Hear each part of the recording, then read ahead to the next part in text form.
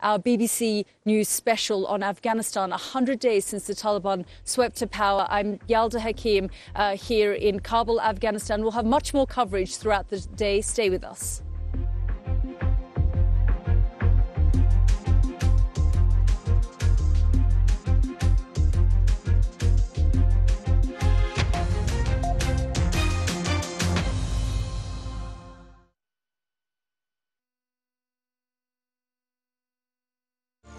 There's more to investment than money, which is why we don't just invest in business. At the Public Investment Fund, we invest in something far more important. We invest in people. We invest in human ambition, in human futures, in human success. Because we want a brighter future for everyone. Public Investment Fund, funding new human futures. I'm glad as a society we are regulating and thinking about comprehensive privacy rights. My life changed, honestly, in 6 minutes, not even in those 2 months, which is wild. When I did speak publicly about my sexuality, I was very happy to do so. If we're going to build back better, we have to build back better with women. When big names talk, they talk to the BBC. Hello there.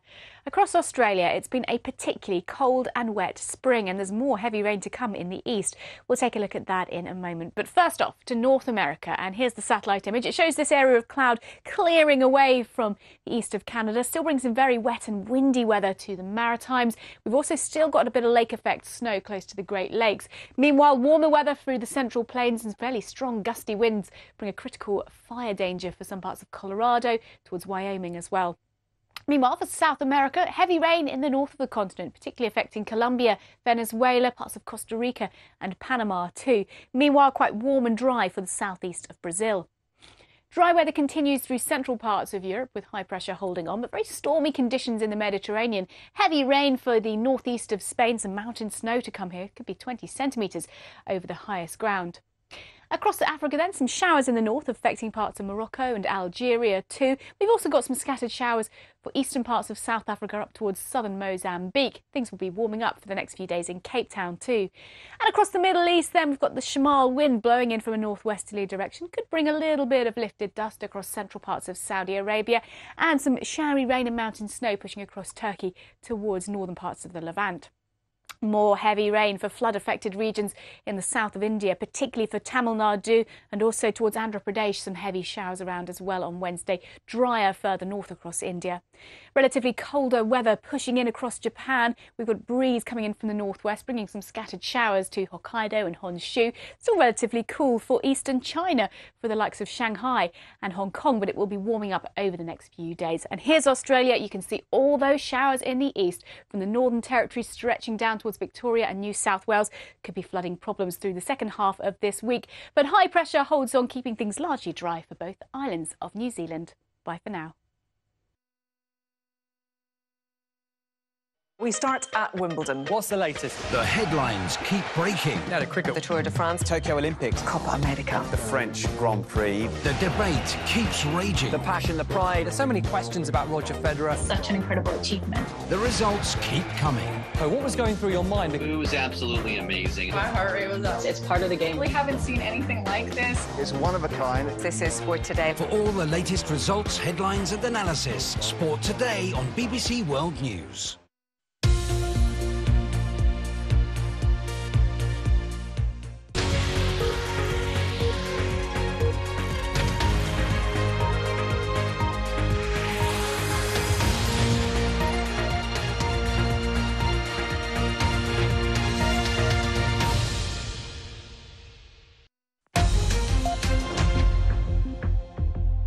Hello from Kabul, Afghanistan. I'm Yalda Hakim and welcome to Impact.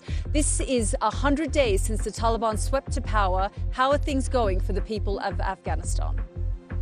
And I'm Kasia Madeira in London, also coming up here on Impact. A horrific bus crash in Bulgaria kills 46 people, 12 of the dead are children. And China warns all Taiwanese companies trading on the mainland that they will be punished if they support the island's independence movement. All of that coming up right here on Impact.